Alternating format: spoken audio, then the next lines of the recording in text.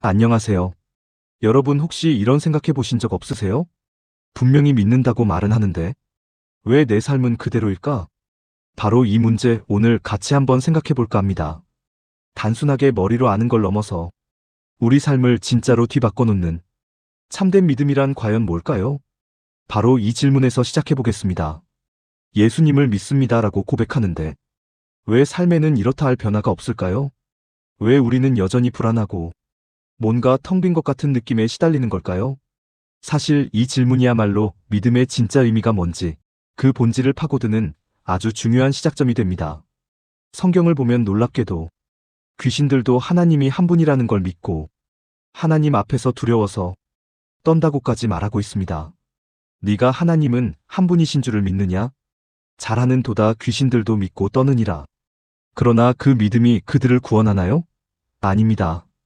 여기서 알 수 있는 중요한 사실은 참 믿음이라는 것은 어떤 사실에 맞아고 동의하는 것과는 다른 차원의 문제라는 것입니다.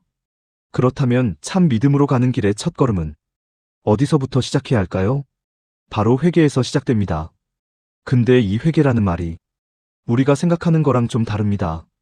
보통 회개라고 하면 눈물 흘리면서 제가 잘못했어요 하는 감정적인 걸 생각하지만 이것이 회개의 본질이 아닙니다.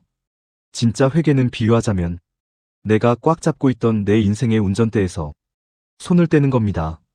그리고 그 운전석에 새로운 주인을 모시는 것. 주권의 이전, 내 삶의 방향을 180도 확 틀어버리는 완전한 유턴이 회개의 본질입니다. 그러므로 너희가 회개하고 돌이켜 너희 죄 없이 함을 받으라. 이같이 하면 새롭게 되는 날이 주 앞으로부터 이를 것이요. 회개하기 전에는 삶의 주인이 나 자신이었습니다. 모든 게 나를 중심으로 돌아갔습니다.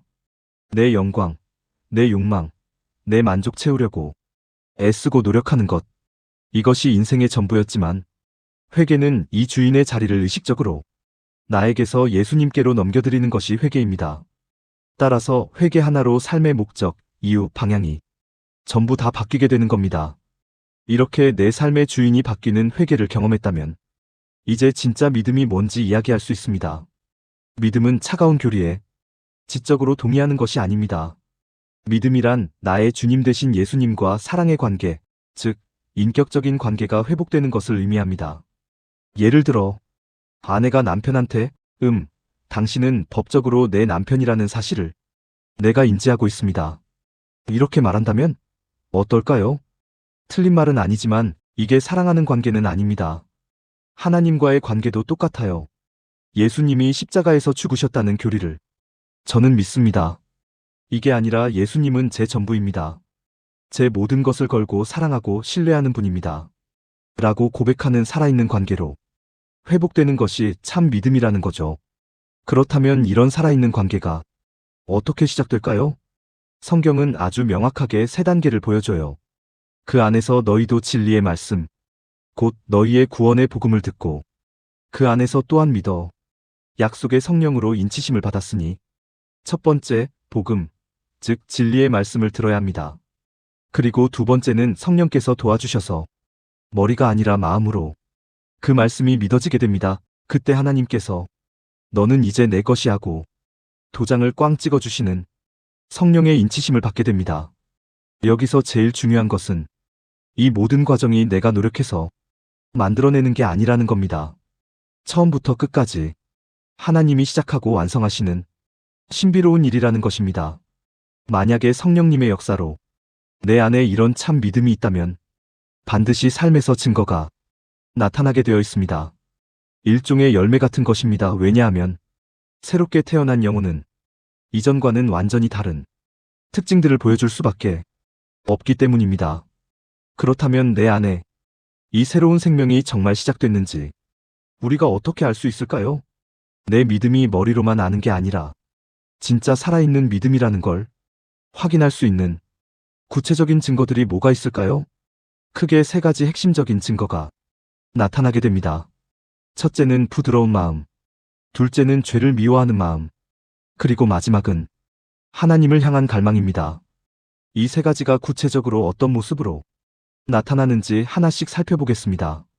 첫 번째 증거는 바로 부드러운 마음입니다.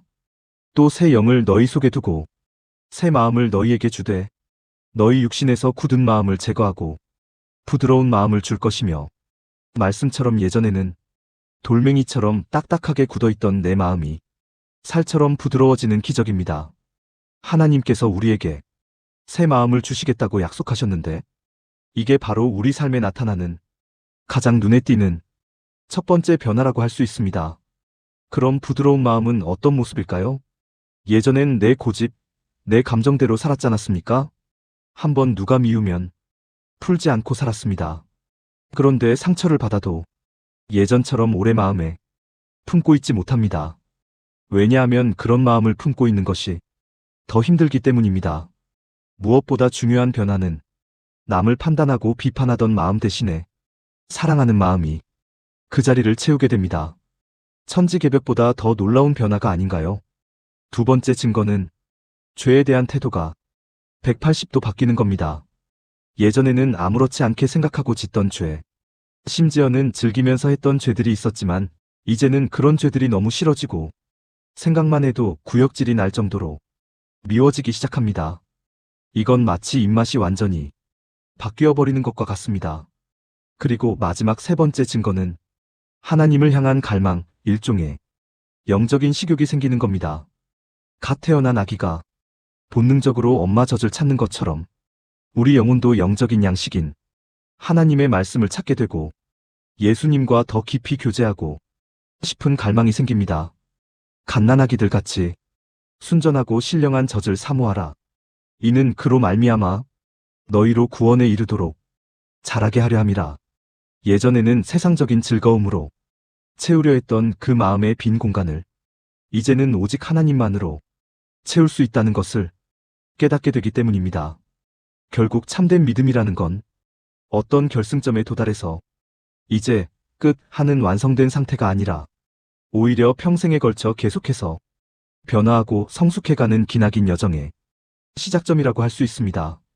그리고 마지막으로 주시는 은혜는 이 놀라운 변화가 우리 힘으로 되는 게 아니라는 사실입니다. 하나님께서 직접 우리 안에 새 마음 새 영을 넣어주시고 그분의 뜻대로 살아갈 수 있는 힘과 동기까지 다 주셔서 이 모든 변화를 이끌어 가신다는 것입니다. 또 내 영을 너희 속에 두어 너희로 내 율례를 행하게 하리니 너희가 내 규례를 지켜 행할지라. 그러니까 시작부터 끝까지 전부 다 하나님의 작품이라는 겁니다. 나는 어떤 믿음을 가지고 있는가요? 그저 십자가 교리를 지적으로 동의하는 차원의 믿음인지요? 아니면 내 삶의 방향을 완전히 유턴하여 내 전 존재를 예수님께 드리며 예수님만을 사랑하고 신뢰하는 믿음이